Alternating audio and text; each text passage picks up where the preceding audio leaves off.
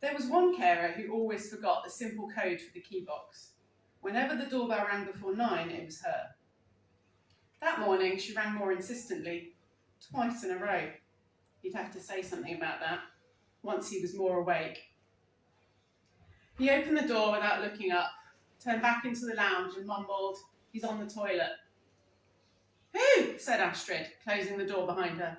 "Oh God, sorry, Astrid, I thought you were someone else." "Who's on the toilet?" "My dad." "Ah, okay, here."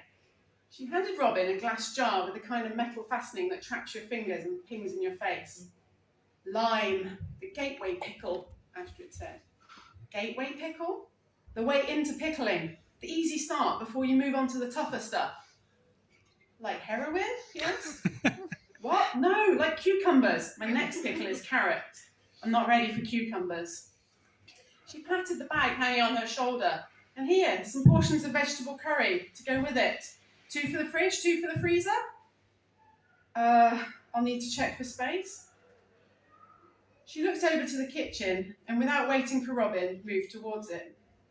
On her way, she glanced through the stupidly open door to his room and at the bin bags. He'd been going through them the night before, looking for his scout badges. "Having a sort out," he said. "Mum's old things." Astrid dropped her bag onto the kitchen table and started lifting out plastic takeaway boxes. "How do you feel about chickpeas?" He stretched. "Sure." It was 8 a.m. on a Monday morning, too early for visitors soliciting views on chickpeas.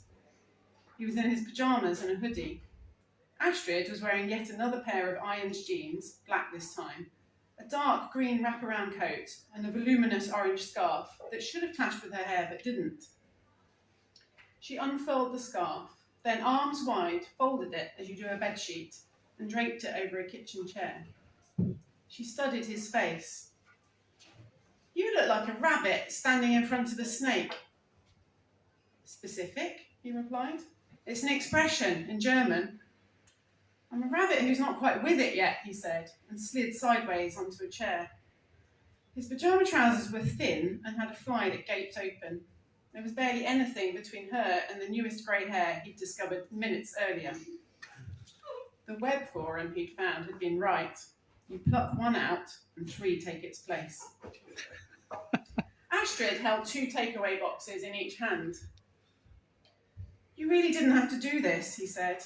"Well, Sunday is our batch cooking day, and Danny told me about your..." She paused as she rearranged the fridge.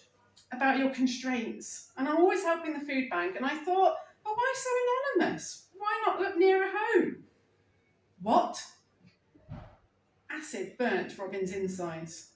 "Is this about the sandwich yesterday? Bloody Danny! It was his idea. Kind of meant he was paying." The sandwich and a lay-by hadn't even been that good. Not £5 good.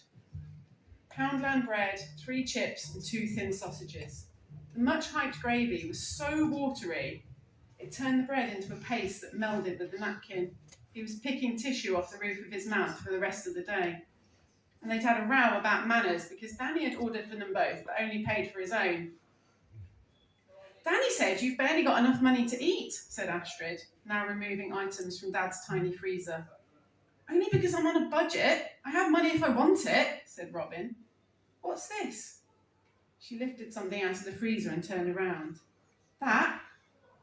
Wanted to treat myself to nachos and dips one night, and those things with 4 dips are cheaper than buying guacamole and sour cream on their own." Astrid peeled back the cling film and sniffed, pointlessly because frozen foods have no odour, and looked at Robin for more. "I don't like the other 2, he said, "but I figured I'd find a use for them in the end. Put salsa in a pasta sauce, and maybe someone else would eat the cheese one, or I would when I get desperate." "Oh." She rearranged the cling film and turned back to the freezer. "Wait, you've got 2 more of these in here."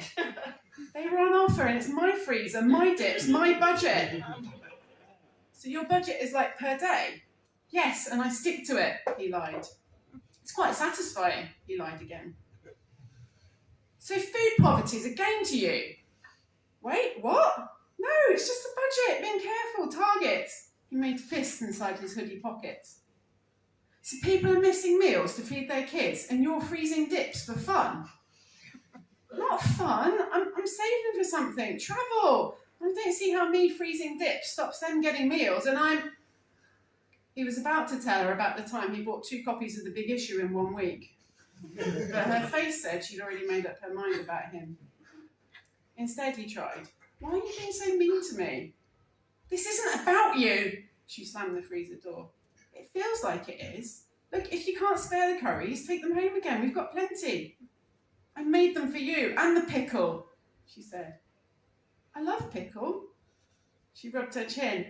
And curries, he added. And Dad does. I can put some in the blender for him. That's what all the pots are in the freezer. Purees. You can't chew. She slumped onto a chair. Oh, God, Robin, I'm sorry. You're right. It's okay, he interrupted. I'm used to it. We cope. Having said that, he's been on the toilet a really long time. He laughed and Astrid put her hands to her face. Robin nodded towards the bathroom.